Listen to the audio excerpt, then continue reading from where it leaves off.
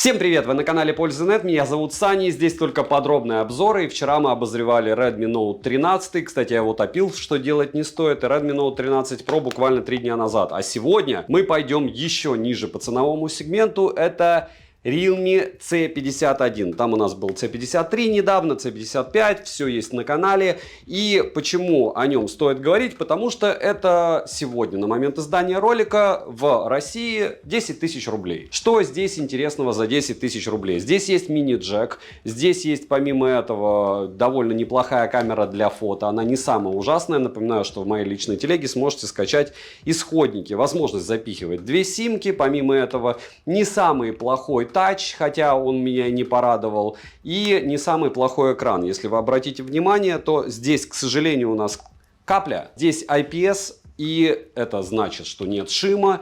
И еще много всяких историй из разряда того, что он яркости 400 нит, что довольно неплохо. Я его гонял в Твиче, к слову. То есть вот эта вот штука на этом процессоре, который я бы в руки бы не брал, по большому счету, если бы не новинка от Realme, он неплохо работает. То есть в Твиче он стрим вывез, играть даже в него можно. Поэтому смотрим ролик, делаем выводы за десятку, спойлер неплох. Распаковка. Поставляется данная модель в желтой коробке из плотного картона, что стандартно для данной линейки от Realme. Упаковка обыкновенная, в комплекте же мы имеем жир, силиконовый чехол, смартфон. Ожидали бы наклеенную защитную пленку, но ее здесь нет, зато довольно неплохое олеофобное покрытие у экрана. Очень странно, что пленки нет. Но хорошо, что в отличие от Redmi Note 13 здесь нет никакой заглушки под Type-C, который часто народ либо отрывает, либо отрезает. Краткое руководство: ключ для извлечения прорезиненного слота под 2 нано-сим-карты и microSD до 2 терабайт, блок питания на 33 Вт и кабель для зарядки с USB-A на Type-C. Так бы флагманы все комплектовали. Да, Samsung и Яблоко. Весит смартфон 188 граммов, но по ощущениям намного меньше, а размеры его 167 на 77 на 8 миллиметров. Розыгрыши море, читаем описание, какие сейчас актуальны. Постоянно это 5 Mi Band 7 серии, разыгрываются за лайк, подписку и комментарий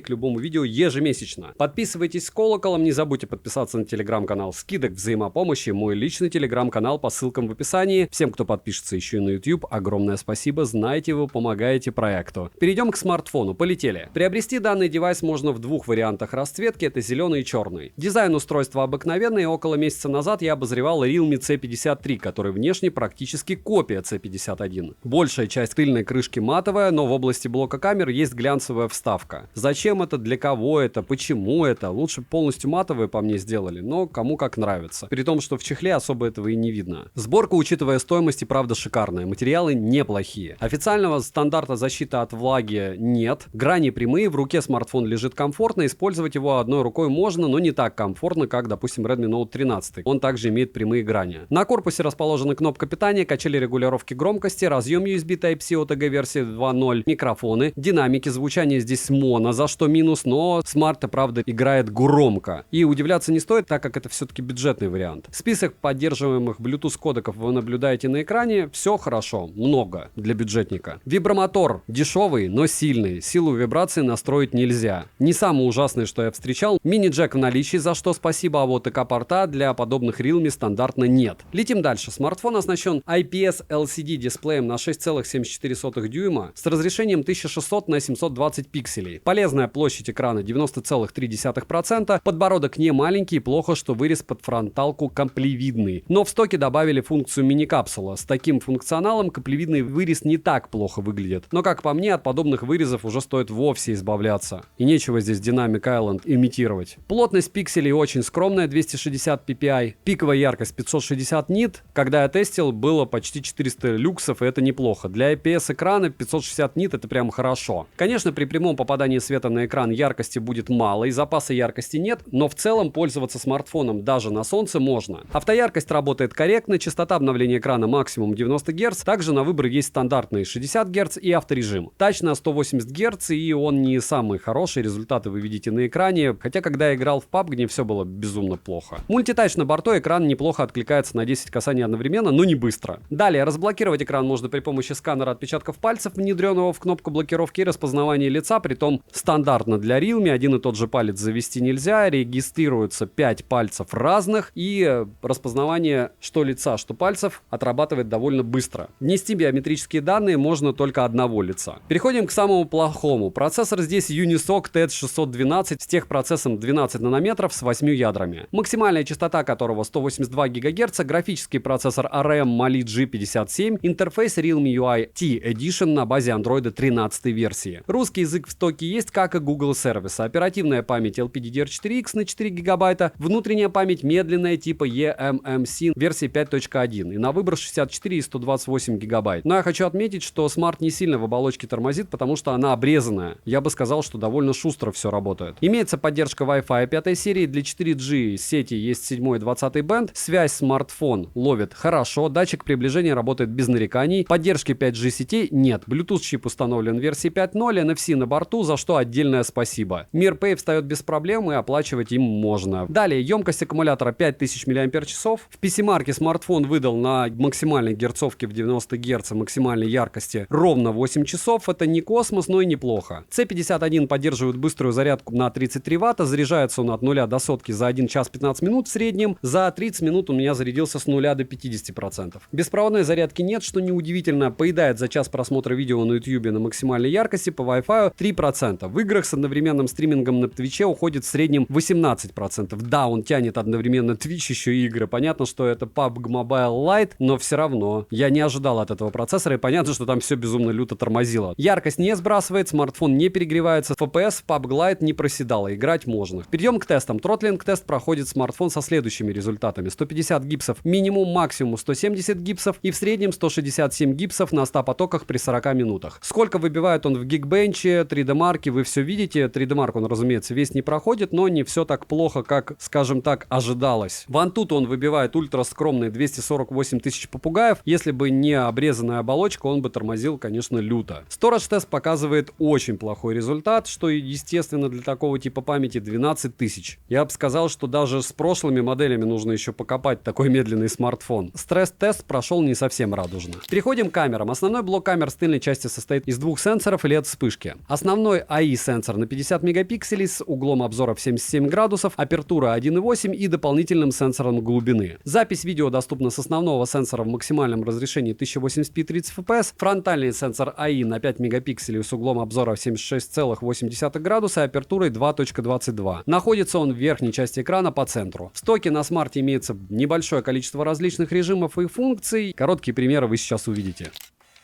Как говорится, ну хотя бы 1080p 30 fps. Вот так вы сможете снимать с этого смартфона, если сделать упор.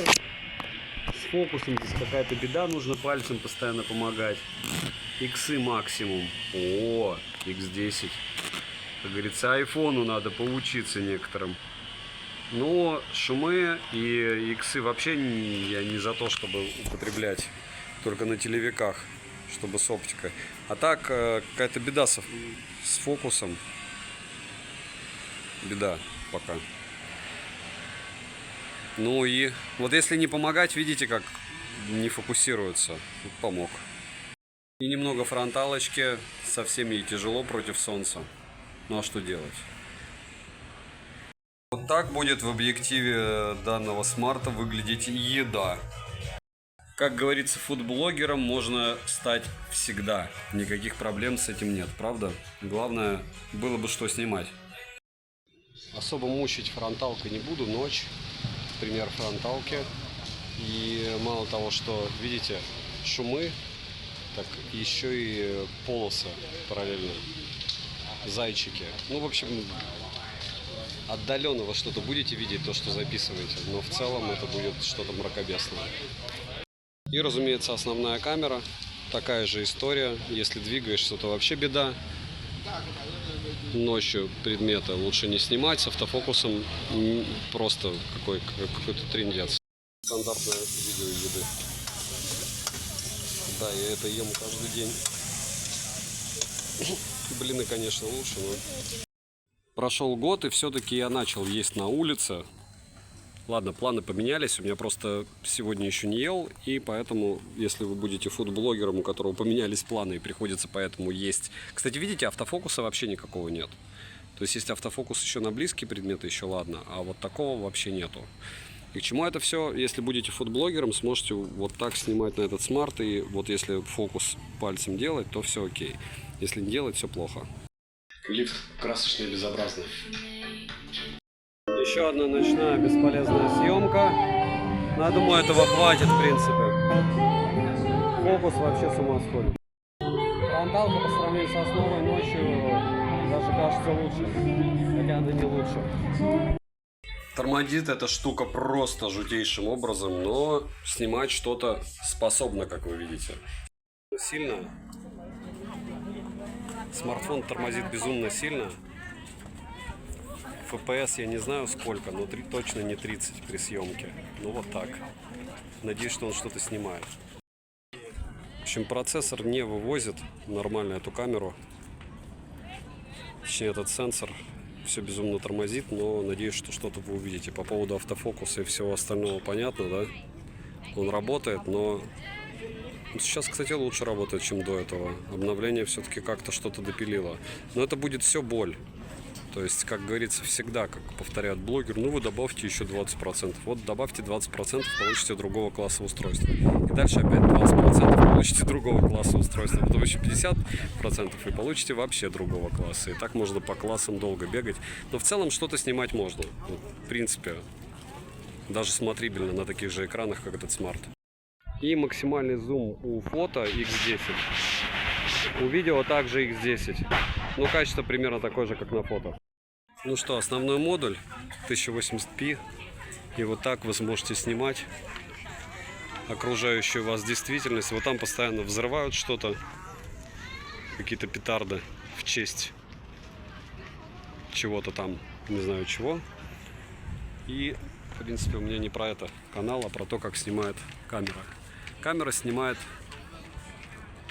как и должна снимать. Главное, что снимает. Я много помню устройств, которые за эти деньги просто камера не снимала или не записывала. Это снимает и записывает. Уже прогресс.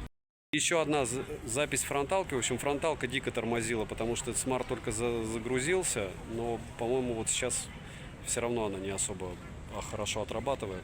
И... Ну, зато вы как мультяшный. И вот запечатляю, как все это подтормаживает во время того, как ты снимаешь на фронталку. Ну, главное, работает. О, дождь начался. Еще одна попытка заработать фронталку. Но вот сейчас, кстати, она не тормозит. Магия электронов.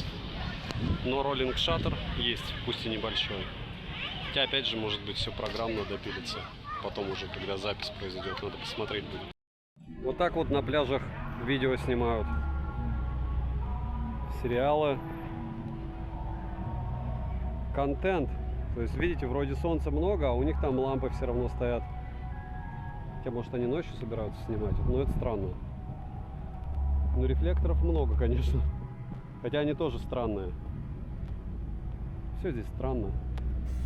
Минусы: мало производительности, нет ЭК-порта, монозвук, мало оперативной памяти. Хорошо бы было иметь конфигурацию 6 гигабайтами оперативы, плохой тип внутренней памяти. Цену можете посмотреть по ссылке в описании к видео, она как раз относится к серьезным плюсам, потому что у дома можно купить его очень выгодно. Не забудьте подписаться на телеграм-канал скидок взаимопомощи и мой личный телеграм-канал по ссылкам в описании. Там, к слову, и будет ссылка на телегу, потому что Тьюб иногда ссылки банит, а мне заменять их нет времени. В общем, я думаю, вы понимаете, что проще на телеграм подписаться. Снимать я бы хотел не на смартфон, разумеется, а на камеру. Почему? Потому что смартфон, конечно, снимает печально. Примеры вы уже видели. Если говорить про смарт, вот ты его берешь в руки, пользуешься, и дали бы мне его 10 лет назад или 5 лет назад в руки, я бы сказал: вау, как круто, что это за флагман. Сейчас, конечно, мы заелись с одной стороны, с другой стороны, да, здесь нет у нас защитной пленки, но олеофобное покрытие супер. Но собран он тоже классный, мини-джек есть, 90 Гц экрана есть, и ругать его, учитывая, что курс у нас 100 рублей за доллар,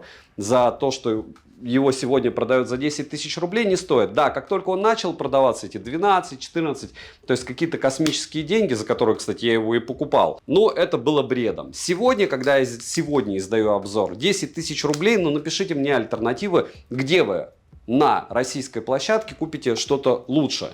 Да, Realme 10 есть, еще много всего, но я говорю именно о десятке. Вот у вас сегодня 10 тысяч рублей. Что вы сможете найти лучше? Я не пытаюсь провоцировать из разряда, что нет ничего лучше. Аналоги есть, но не берем третий эшелон, хорошо? Понятно, что здесь оболочка чуть-чуть урезана, но мы помним, что 30 минут на 50% он заряжается, комплект у него шикарный, сборка отличная, и выглядит он точно не на десятку. Поэтому от меня девайсу однозначное да, именно в этом ценовом сегменте. То есть, никогда вы побежите в ритейл, и там с маржой в 40% вам за 15 попытаются его продать. А если на какой-нибудь распродаже, вот как сейчас там какой-то магазин распродает эти модели, или площадка распродает, десятка, хорошо. Подарите кому-то, как второй телефон, отличная трубка. И лучше за десятку именно сегодня я вам не назову. То есть все будет либо 11, либо 12, либо не у дома. Сегодня от меня девайс сюда. Подписывайтесь на канал с колоколом. Не забудьте подписаться на телеграм-канал скидок. Там часто бывают подобные вкусные предложения. На телеграм-канал взаимопомощи. Нас там 15 тысяч человек. ПТЗ вам посоветуют, что лучше приобрести. И мой личный телеграм-канал, где вы сможете скачать исходники фото, видео этого смартфона, да и всего, что я тестирую, и решить самим, нравится вам это дело или нет. Добра и удачи вам, дорогие друзья!